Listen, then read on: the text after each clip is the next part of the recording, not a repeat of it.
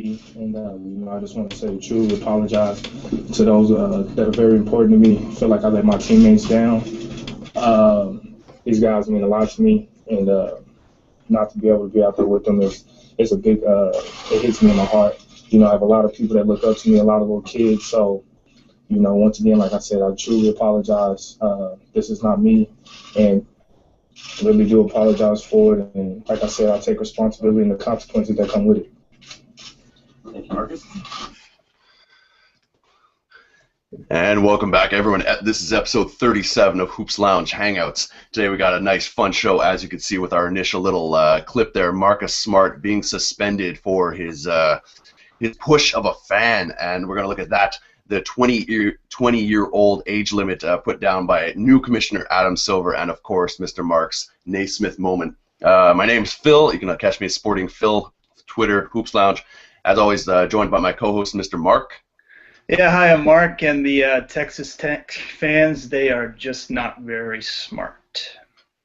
No, they are not. And third member today, Mr. Mota couldn't make it, so we are proud to have Mr. Alex Julien, fellow hoops lover of Montreal. How are you doing today, sir? Doing fine, and you? We're glad to be among you guys for the first time here. Yeah, let's get it started. Yeah, exactly. Do you want to let people know a bit about maybe where you're coming from? Because I know you write for a particular website. Just give people a heads up of where your hoops love finds its resting spot.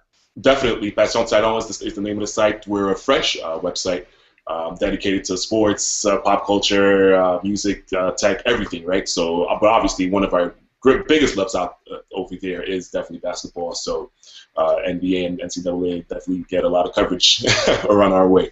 And yeah, this is what we're about. Very nice, very nice.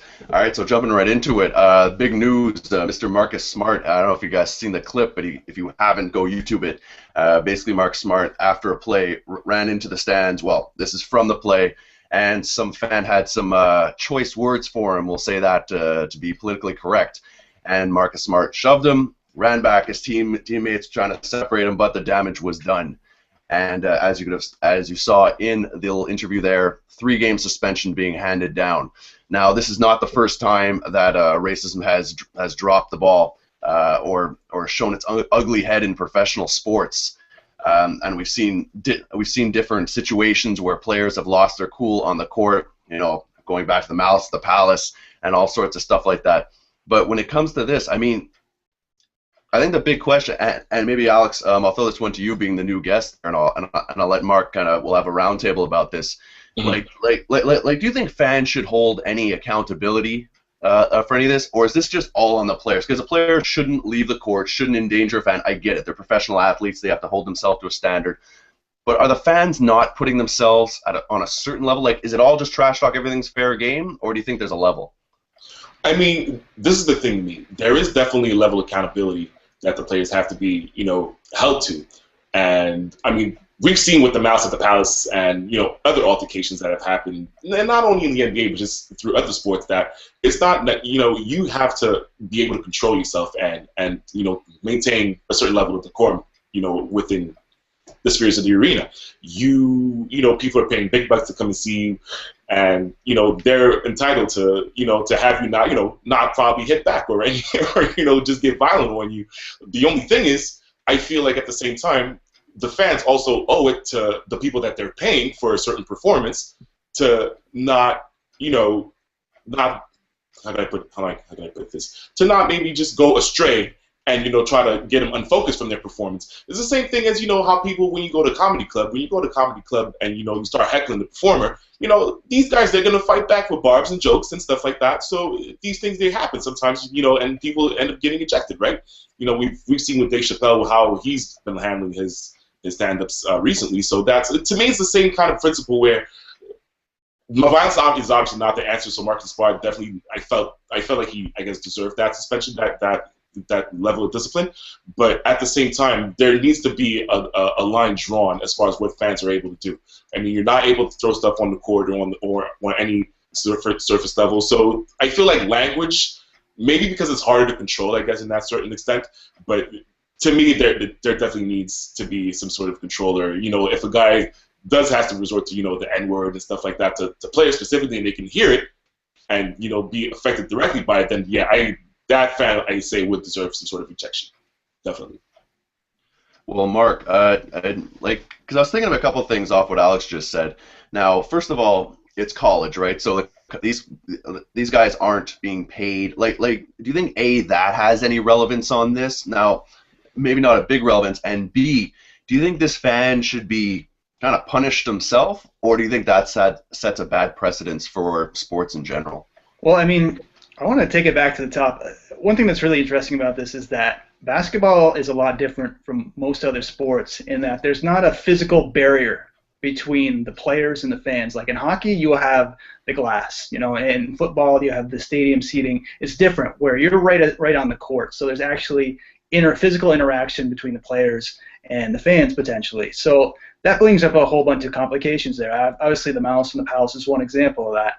And so I don't think it's an issue really of it being a college non-professional. I think it's more of a human rights issue. I mean, I've been debating this since it happened last night on Twitter. And for me, there's a line. And for me, when it comes to very personal core issues of a person, your race, your sexuality, your family, personal issues, your religion that are really important to you, someone attacks that, I feel that is a personal attack of your culture, the core of who you are. And I think in specific situations like that, you have not a necessity, but the right to strike back. I mean, it's weird for me to say this because Gandhi is a hero of mine, to be honest. But I think in certain situations, it's okay to be responsive, and I think I was okay with him making this push. And if I was the NCAAs right now, I can't believe they suspended him 3 games, and I would do something to bar that fan because there's a history with that fan. There was footage of him from 2 years ago making vulgar gestures at another player, and apparently he's been doing this for years. So he shouldn't be allowed to be participating in these events anymore, especially because these guys aren't even being paid. That makes it even worse. Oh, yeah, I think the financial doesn't really affect it in a certain way because it still remains the spectator versus the performer, right? So that I feel the fact that they're not paid, obviously it stings more when you think, I guess when you're Marcus himself, let's say, that you're like, oh man, I'm getting out of this and it's still I'm not getting paid, and that's just, at the end of the day, the only thing that might really affect is his draft stock in a certain way. Like, our GM is going to be like, okay, this guy's a temper, this is like the second incident, in just recent weeks, before the other day when he kicked the chair and everything like that. So this is the stuff that that affects him personally. At the end of the day, yeah, I totally agree that. I mean, this is definitely something where he should have just maybe kept his composure, but at the same time, I don't blame him because yeah, you put somebody calls you the N-word in the street, you're not gonna just walk. You're not just gonna walk by and be like, hey, have a nice day there. But so it's human nature just taking over, I guess, in his case. But that makes sense a lot. But I'm just thinking like when we think back to like Gary Payton, Michael Jordan, trash talking is part of professional sports, right? And I'm sure a lot of these words that go back and forth are not exactly PG-13. So when did it become like the difference between the words that go back and forth? Because obviously players do this to themselves, right? They try to psych each other out, get them off their game. That's what fans do too, and that's part of the home court advantage, right? But the thing is, it crosses that line when it comes to certain words and certain topics. Totally get it, but can you make that judgment as an organization? I mean, as a professional sport, and you're trying to encourage your fans to be on the side of the home team and to heckle the other team, and trash talking is so prevalent.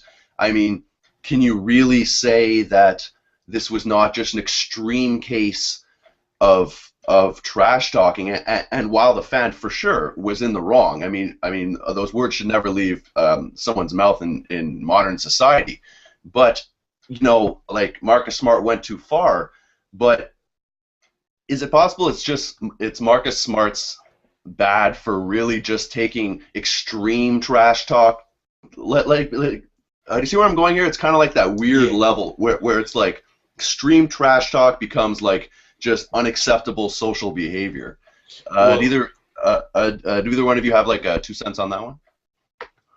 Well, I mean, what happens with Marcus at the end of the day is, I hate to take it there, but being a black athlete, what's going to happen is that you know, the gut, you know, the gut reaction at first is going to be people calling him a thug. You know, we just went through with the whole Richard Sherman thing. So this is what's coming back. It's like, oh my God, look at this. Look at what this guy just did right there. You see, he's a bum. He's a thug like the rest of them. But, you know, at the end of the day, this is just a guy reacting to somebody, you know, really offending him to his core. And I feel like, you know, any other person would have heard that. You know, maybe they don't necessarily, like, you know, get physical, but you react to it. You can't just, you know, let bygones, you know, it's not a bygone situation in this case. But at the same time, you're put in the spotlight where you're under a microscope. You have to perform every little thing that you do as an athlete, whether pro or amateur. Like, you know, you get scrutinized. So it's hard to really gauge in that sense. That's you know, the end of it. So I don't know. Yeah, no, it's really tough, and you know what? The one thing I was thinking the whole time while I was watching that, I was like, you know what? I get it. He was pissed and all this, but I'm like, where are the other fans? Yeah. Like, how does someone else not step up and be like, you can't say this, dude. Like, this is not how you speak. Like there should have been some other fan who just like I'm not trying to condone violence, but this should have come from someone else. Like there's a certain, you know, like, environment that comes to every college stadium. And it's a bit sacred, right? And you don't want to be known as that place that has the racist dude behind one of the baskets. I mean, like, I just felt a little weird that no one stood up to him or called him out or, you know, something else. Like I don't think it should have gotten to the point of Marcus. Like if Marcus Smart heard him say that, but some other dude was like giving him a hard time, I think Marcus Smart would have just said a couple words. But I think, you know, people are just like afraid to voice their opinions, and in that particular case, it's exactly like what you said. If this happens in the streets and these words happen, people are going to jump up. Like that would not be tolerated. And I think fans, you know, to take the other side, have a certain responsibility to kind of police themselves. I don't know, but I mean, we could go a lot of ways with this one. But with Marcus Smart, as you alluded to, Alex, there. This, I feel, is going to hurt his draft stock a bit. I mean, this is his second. He stayed another year in college. He would have been, I feel, a top 3 draft pick last year. Orlando was seriously looking at him. If he was in the draft, I think they would have picked him over Oladipo because they really wanted that point guard. Now, when we're looking into the draft, now another interesting subject came up. Adam Silver, it's his first year now as NBA commissioner, is thinking of, just turning around the idea of a 20-year age limit, so you have to be 20 years old to enter the NBA. Now, we've heard of people talking about this for a while. Now, this kind of stems, you know, this guy, he's a second-year player. Is this going to make players want to stay longer? Do you think this is good for the NBA? Mark, I'll start with you this time because we started the other way last time.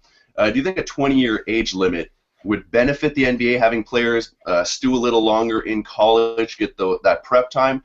Or do you think it just robs people who are truly ready from those extra dollars? Well, I mean, I read a great piece by Jason Whitlock on ESPN the other day, and he talked about David Stern's legacy.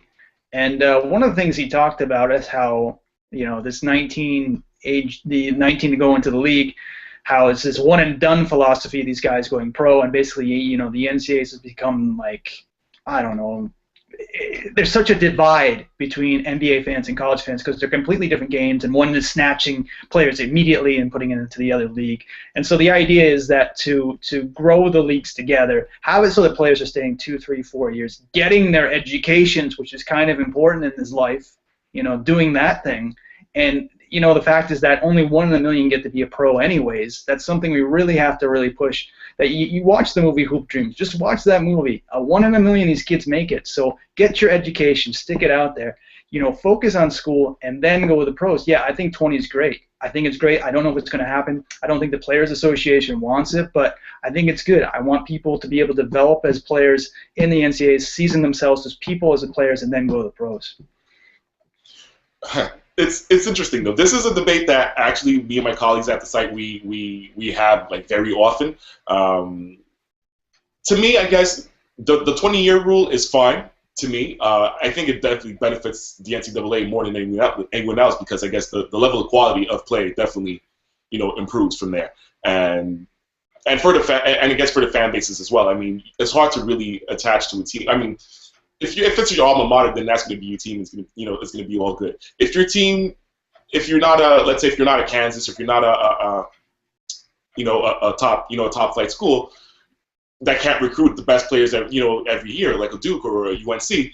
What happens is that you get lucky. Then you stumble upon a great recruit, and he's gonna leave in a year, and then after that it's like, oh, back to the drawing board. There's no consistency. There's no there's no development really being done for the players themselves. This to me, if a guy like LeBron, let's say, like a LeBron or a Kobe or a Kevin Garnett, would they really have benefited from 2 years of college? Probably not. But other guys. But you have other guys on the same spectrum that have only done 1 year, and you're like, yeah, you're probably not, just as a human, just as a person, not even as a ball player, but as a person, you're probably not mature enough to handle, the whole, coming from the hood. Let's say you come from the hood, you're young and rep, you're put in a situation where all of a sudden there's like structure, and you're not around people that you're not around Eddie Curry of the Chicago Bulls. Yeah, exactly. but it counts. The Eddie Currys, the Tyson Chandlers. Tyson Chandler was somebody that was highly touted when he came out at first. But it took him a few years to finally reach what he finally became. Even though this year he sort of sucks. But but you see what I'm saying? Like give 2 years of college to Tyson Chandler, and we're probably he probably becomes a much better player than what he ended up becoming. Okay, I understand what you're saying, but at the same point, shouldn't that be a culmination of both your ideas? Shouldn't that be the players' right? Because Mark, I totally agree with you, and they should have programs like they do with the developmental programs. First-year players. How Shabazz Muhammad actually flunked out of that last year. That was kind of funny. No, but they should teach them or even before that, have programs saying, you know what, even if you're going to be a top 5 pick, stay in, there should be incentives to stay, but I feel that it's taken away the rights of the players, because there are guys like LeBrons, like the Garnetts, like your McGrady's, who, look, there's not a ton of them, but do you punish those guys from making a couple extra million? Because the quicker they get out of their rookie contract, the quicker they get into real contracts, the quicker they can sign their second and third max deals, which we're seeing with players like Kobe can really get into big numbers. Well, you can have an exception to the rule. How about you just say, if some team guarantees you the #1 pick, then you can go. Something like that. No, you can't do that. First of all, because how are you going to do that that means a lot. Doing that you're pretty much telling me that after that the lottery's rigged. Yeah, that's true. That's true. Right. Go Knicks. Yeah, exactly. Well, yeah. Go Knicks. We don't even have a pick this year, so that's Denver. Denver has our pick, so I can't even tell you. I'm rooting for that to happen. But I mean, what happens is that at the end of the day, you take a guy like Andrew Wiggins. Andrew Wiggins came right away to Kansas, and he told everybody right off the bat, I'm not staying here. I'm only doing a year. So that guy's already on the mindset where, his head is not, he's not into books. You think he's read a book all year? Seriously? If he knows that, come June, he knows he'll be, God knows where, Utah or Sacramento or wherever else, not Toronto anymore, seems like it, but he'll land, he'll make his big bust right away. He's assured of that at this point. And I think that's what Mark was trying to say, that if, I guess, a guy like Wiggins, when a guy like that is highly touted, and he's sure to get the max rookie contract or whatnot, can you make an exception for him? But then it just creates a double standard for everybody else, and I don't think the players union are going to go for that. They won't, to be honest. No, I don't think it makes any sense. But the thing is, if you're going to make them go to school, what's 20? You're 2 years into your degree, you're not even done. If your idea is to get these guys educated, then mandate it, whatever would be 21, 22. Oh, but education is the least of their words, though. Let's be honest. Yeah, it's true. It's true. The NBA, all they tell you, at the combines, at the, what do they call it? The orientation camps and everything like that. They barely teach them. They they teach them. Stay away from shady girls. Stay away from shady accountants. Don't pack an entourage of 40 like Iverson. Just maybe have 10 or 15. Like these other guys. But that's pretty much. They don't tell you much. And after this, is there any guidance for these players once they're done? They have to go to they have to do all these rookie dinners that cost them $15,000-$20,000 a pop. And that's how they waste their money. And and these are the things that we know. We don't. There's a lot of outside factors that we're not even aware of. But you know, a lot of stuff comes into play when you think about this, and you know, it works for the NFL. Why would it not work for the NBA? Mm-hmm. All right. Well, I give you this idea. We're hearing all the ideas. We're hearing all these stories of all these big schools, Duke, UNC, all these guys making big cash off these players who are playing for free, right? Yeah. It's just free labor at a certain point. What if you implemented it, say you got to stick to do your degree, but after year one, we're actually going to pay you a salary? That's actually a situation that I don't. It's actually not bad. That's a good twist right there. The thing is, with salaries, what's going to happen is that, you know, the colleges, they're not gonna you know, change. Well, it could be a their standardized salary, right? Like you can't negotiate. It's like your 50 G's a year or whatever. Yeah, but to me, what happens is that the perverse effect that can happen with a system like this, when you start paying guys, and not even within that system that you're proposing, which I think is actually quite interesting to explore, but just in general, the basic notion of salaries in college sports, what happens is that, let's say you give, like you say, 50 G's a year to every player, and you know there's no negotiating, there's no like, oh well, this guy, he's much better and he's gonna get more. What tells you that the colleges are not gonna be like, okay, so we found a loophole, let's just pull back on the scholarships? Yeah, that's all right. If there's no more scholarships, you know, if that scholarship is worth 30 to 40 grand a year, and you're only paying him 50, then you know that kid, he's gonna take that 50 G's.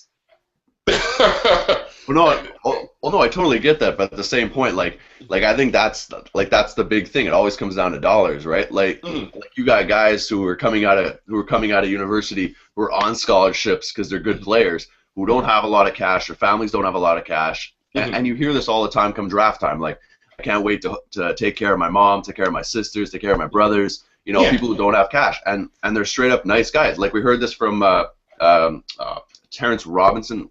Robinson there now, he was drafted by the Kings.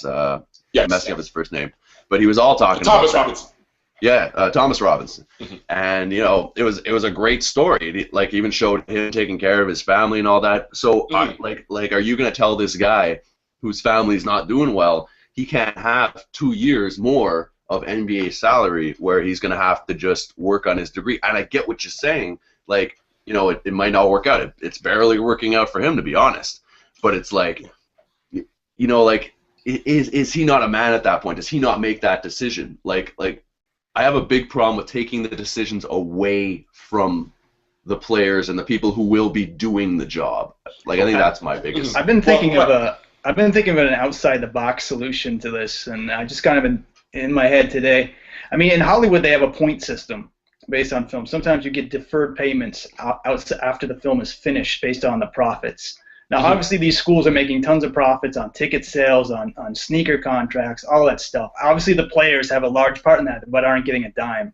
So why don't you give them, you know, 1 or 2% of that each, and maybe a superstar another extra percentage, you know, and maybe even defer that until after they graduate, so they can't even touch it till then. You know, why don't you get that? Why can't they have a piece of the pie? That could actually work to an extent. I'm just debating whether, you know, they'll go for it. Because what happens is that any type of money system like this, you're gonna have, at the end of the day, greed is gonna mess it up. You know for a fact that greed from the NCAA, from the colleges, and then the players themselves are gonna be like, oh man, I'm on this team. You know, put it this way. Joel Embiid could turn around and be like, listen, buddy, I know you're the top, you know, you're the biggest name right now, or one of the biggest things, but I'm actually better than you right now. How come I'm not, you know, getting the higher market? Why am I not getting paid more? Or why, you know, there's going to be situations where it's going to get awkward. It's definitely going to get awkward. But I mean, that could work. That could work to an extent. That's a good basis, actually. My other thing, my probably other solution is probably what Brendan Jennings did. Just maybe go to Europe.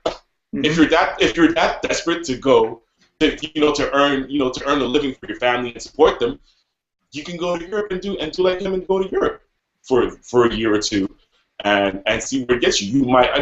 You don't have the same type of of system around you where you're with the top coaches and everything like that, but you do learn the game. You do learn a different aspect of the game, which might actually help you in the long run. Hasn't happened with Brendan Jennings, but it's something that could work for somebody else. I'm glad you mentioned that, because our other man Moda, who couldn't make it tonight, he wrote a really good article about financially how it could work for NBA players to play in Europe, even a superstar. And also he wanted me to mention this, that a friend of his, Claire Zavsko, who's a sports lawyer in Florida, she got in a huge argument, heated debate with the CFO of the Raptors last year at a sports conference, because the CFO of the Raptors says that college players should be paid. So even people in the professional mindsets are thinking this way now, and it's like you said, it's greed and it's big dollars. And I remember the Fab Four or Fab Five documentary where Chris Webber's talking about he's seeing his number 4 jersey in the streets of Michigan selling, and he's not making a dime on that. They're eating craft dinner. Yeah, for sure. Yeah. That's definitely something that you can't have happen. But then after that, what happens is that where do you draw the line? Yeah. Like, because what can happen with that is, then you're gonna have AAU ballers saying the same thing. Oh, the gym is packed in my high school. How come we're not getting paid? And this and that, blah blah. Or football could be the same thing too. Football guys can be like, hey, Texas, Friday night lights. These, this whole lifestyle is serious. I don't know if you saw that one. They built a stadium that's bigger than most of the stadium here. It's fully equipped. It's NFL ready. It just has maybe, I think it's 25 or 30,000 seats, but it has luxury boxes. It has the biggest screen. It has a bigger screen than any stadium we have, probably in Canada. And it's fully equipped. What do you tell? So when you see a high school making that much money, how do you tell the kid, oh, just go to school and study for your SAT? Leave it at that. But obviously that's going maybe a little too far down the line. But at the same time, for colleges, it's a worthy debate. My only worry is that these colleges, they'll find a way, they'll find a loophole to get the guys at the end of the day. So that's for sure. That's my worry about this. Yeah, I think they'll find a loophole or something like that. But you know what? At the end of the day, it's always going to be that argument, because at the end of the day, it is a business, right? Like the NBA, unfortunately, wouldn't exist if fans didn't pay, the tickets, the admissions, the jerseys and everything. It is a business, right? So it's part of it's a game, part of it's a business, part of it's an education. So it becomes these blurry lines sometimes. Mm-hmm. Just before we jump on to our next segment there, we're kicking it off with Marcus Smart. You brought up a good point, Alex. Do you think this hurts his draft stock? Because he's now being mentioned 5th, 5th or 6th overall kind of thing. Depending who lands him, maybe if some random team who really has a bunch of bigs or wings gets a top pick, maybe lands higher. But do you think he falls out of that core group of 5, 6 top guys, or do you think he's just too good and they'll just brush it off? Because now, do people start smelling Michael Beasley at this point, right? Are they start worried about the personality? You know what I mean? It's a big thing in today's NBA. Personality is much bigger than it used to be. Well, that's the thing. That is the thing. You have to take into account. Okay, first of all, down the list we have Parker, we have Wiggins, we have Embiid, we have Dante Exum. Apparently now, we're hearing the scouts are very high on him now. There's Julius Randle. So I don't think he's gonna. He's definitely not going up in these ranks at this point. So he's at least a number 6 or 7, or he can go further down. The thing is, like you're saying, there's a risk of the Beasley effect. There's a risk, or my even bigger risk, which can also be a point of comparison, is probably Andrew Bynum. And here's technically he's the opposite of Bynum in the sense that he actually cares for the game. You can tell that he had what drives him is the passion. That's what got him kicking that chair. That's what got him. Do you think he's a good bowler though? Because that's the important.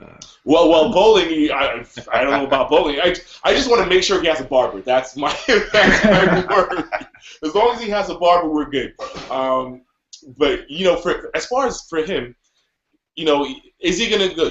He's not gonna be a top 5, so he's gonna be mid lottery, let's say. So we're looking at depending on how things evolve. Well, because before this, I really don't think there was any way it was sliding past 7, max 8. There's no way. Really 6, 7. That's the spot. The talent is there, but exactly like my colleague Ed was saying earlier. Is that if Bynum can get a job, if Bynum can get a job at this point, there's going to be a GM that's going to be willing to take a risk on. And so talent speaks. It doesn't matter what he does. If you're that good. NBA GMs, if even better than Andrew Bynum, the perfect example of how talent trumps everything in scouting in NBA is Royce White. Yeah. I mean, they knew. They knew he did not want to take a plane. He could not travel. It gave him, severe anxieties and whatnot. And, he's a good player, though. You ever seen the guy play? He's actually got, like, crazy skills. And I feel bad because Maury there is saying it's the worst draft pick ever. Like, he was a good player. But if he, put it this way. If he's that good, if he's really that good, he doesn't end up in the D League. That's I guess, but he slid, right? And he was like their third pick that year. Like, I don't know, like I kind of thought they got like Jeremy Lamb, Terrence Jones, was it, from Kentucky? And they got him. I'm like, as a third guy to land in one draft, because he's a high ceiling guy, right? If he had landed, but I think talent will always kind of push, the cream at the top of the milk there. Exactly. And they're gonna get drafted. I think that like he's just too good. He's too dominant. He reminds people too much of guys like Dwayne Wade that people are going to feel dumb for letting him slide to the bottom of the draft. No, exactly. And is he that much of a problem child than, let's say, Boogie Cousins? Oh, far less. No. Exactly. So I think it's I think he's staying in that lottery. It all depends on, first of all, who's going to need him, first of all, at that, level that he's going to be at. So let's say if we aim 7th or 8th, right? Who's going to land there? If we're talking about a team, it could be the Lakers, right? If anything, could the Lakers use him? Smart and Kobe Bryant. I think that would be a fun little opening. That could be pretty explosive. Obviously, Adam Silver is probably going to break this to make sure they get the #1 pick. But that is something that under the NBA's watch, you can't have the Lakers out of the playoffs for more than 1 year. Especially with what happened with now Steve Nash news that just came out today, so it's just like yeah. We'll see about Smart. I don't think that affects him too much, but I think if he stays, let's say he stays another year in college and he has another, I think one more episode of that could affect. I don't know if he stays another year, man. Second year, like it's rare you stay 3 years if you're a top tier talent like this guy. No, exactly. But I'm just talking about is there going to be a pattern that develops. So let's say even not election. Let's say now until the tournament. Let's say he gets to the tournament and something else happens. Yeah, no, that's true. And okay, so cool. So we'll touch base on this. I'm thinking in the future we're gonna have to do a draft episode because we got too much good stuff going on here. Mark, I want to throw this one to you now. Alex, this will be your first one, but Mark has a little Naismith moment every week where he throws down a little Canadian hoops info on all of us, and I know I always look forward to it. So, Mark, what do you have on tap for us this week? Yeah, I'm glad you mentioned Steve Nash. Friday was the old man's 40th birthday, and it's been a really rough couple of years for him. Basically, I think it was November of last season. He basically broke his leg, and it led to a complication of injuries. He's always had a continuous spine injury, but basically, like his whole nervous system, chain reaction, it's really screwed. It's been screwed up for a year and a half, and he's been seeing all types of trainers. He's seeing a specialist in Vancouver. He's been doing 2-a-days for over a year now to get back to where he was before, and he was never sure if it was going to work or not.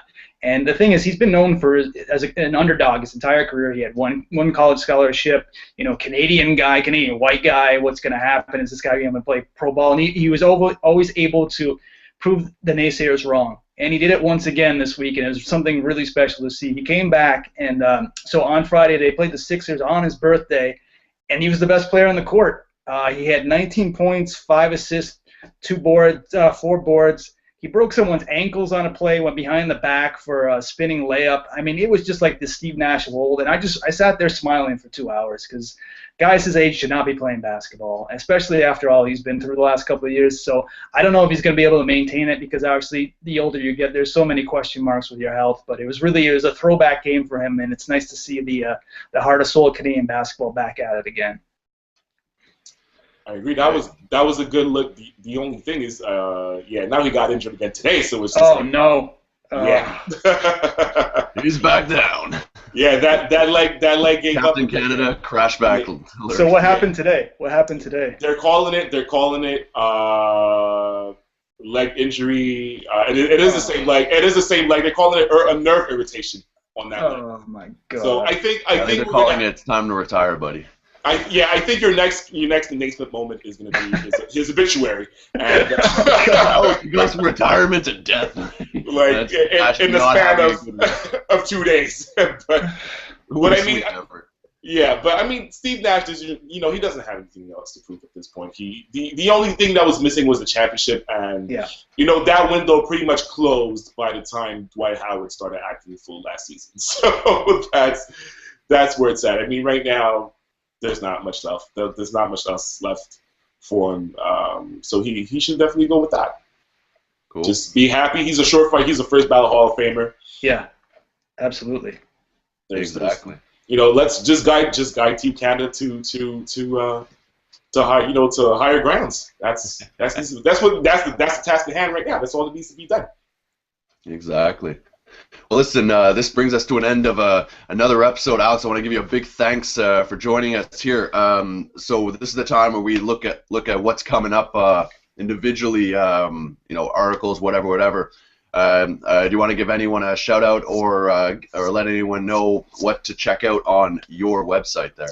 Definitely, passionsalon.com. What we have coming for the next week, we're going to have definitely coverage for All-Star Weekend. We're going to discuss the dunk contest. We're going to discuss. We're going to do a recap on the first half of the season. Obviously, the main storylines that have happened, and what's to look at for the rest of the season with those teams. We're definitely going to take an in-depth look at the Raptors as well, because obviously they're easily the Cinderella team of the year. Apart from Portland, if you want to look at, whatever. But Portland, you can at least tell that they had a little talent, but the Raptors are really coming out of nowhere. We're expecting them to tank, to get Wiggins, and now we're looking at a third seed. So it's definitely a different situation. So definitely a lot of this we're going to look at. So definitely shout out to my team, Wood, Ed, Francis, Cynthia, Catherine, everybody up there at Passion Salon. So we're going to keep you guys entertained for the next few weeks there. And especially this week is going to be a big week, All-Star Weekend, and hopefully it'll be Paul George versus Terrence Ross versus John Wall versus everybody else. This is going to be a crazy contest. And Damian Lillard, Dame Lily. Damian Lillard in all the contests there, 3-point skills. This guy's balling this year for the Portland Trailblazers. Exactly. Mark, on your side of the ball, what do you have coming up this week? Yeah, we actually have a bunch of new articles on our website, hoopslounge.com, this week. I talk a bit about what I was discussing last week, the '84 draft compared to what might happen this year, 30 years later, in the 2014 draft, looking at Olajuwon, Embiid, and Wiggins, Jordan, all these guys. So really interesting link to John Stockton after he was drafted. Kind of blew my mind. Probably going to talk a bit about Basketball Buzz. They've been growing their community really well. This is their first issue. I got to hang with them today and see a documentary called Doing It in the Park about street basketball, which was amazing, playing here in Montreal. And I'm going to talk a bit more about Nash. And my mind's still kind of blown that he's injured. And well, you gotta get sorry, bro. Yeah. And I believe one of our writers, Mike Grumberg, who's done some great stuff. His last two pieces were on tanking in the Eastern Conference and Western Conference. I think he's got a new piece this week as well. So just check on our webpage and also on our Facebook page, facebook.com/hoopslounge. Tons of new articles this week. Exactly. And on Wednesday, I'll be shooting my off the wire as always with the top 5 articles of the past week to keep you in the loop when it comes to hoops. So you only have to come to one spot. But now we have a lot of spots because we have a lot of great guests. So Alex, I want to give you a big thank you for being on the show. You've been an amazing guest, and we'll have to have you on again. It's been a lot of fun. Thank you. Thanks for having me, guys. That was definitely something that I want to repeat. And just to give another, I guess, just a quick Twitter handles again. Twitter handle is at Passion Salon, like the website. We have the Facebook page as well, facebook.com/Passion Salon. You can definitely like us, follow us on Twitter. We have the Instagram as well, Passion Salon. And we'll have, if you're into other stuff, you're into music and everything else, then we definitely have you covered on that as well. All right, perfect. So showing the hoops love in Canada, that it's all over the place between Basketball Buzz, these guys. I mean, we're all over the place, and we're all collaborating because we want to give the content to you guys, the fans. So I want to thank you both. Thank Mark, and we shall catch you guys next time in the lounge. Take care, guys. See ya. Peace.